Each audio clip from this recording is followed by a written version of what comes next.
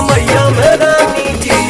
महजा हमारे चला चल के संगे मकैया में रानी जी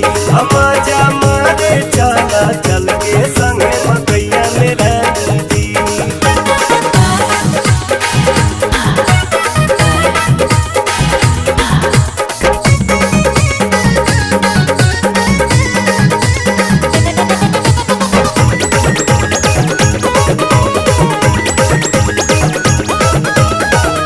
प्यार करे के डर बहकाने बात के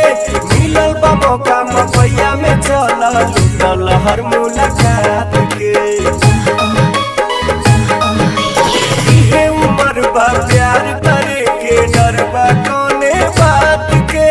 मिलल बा मौका मकैया में चला लूटल हर मुलाकात के।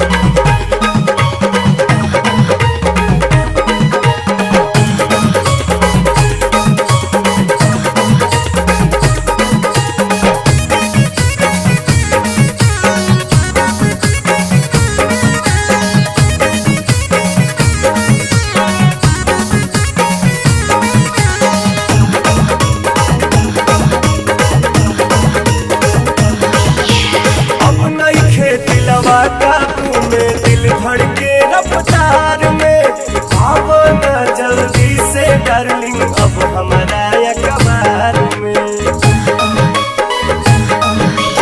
अब नहीं खेती लवा काबू में दिल धड़के रफ्तार में अब न जल्दी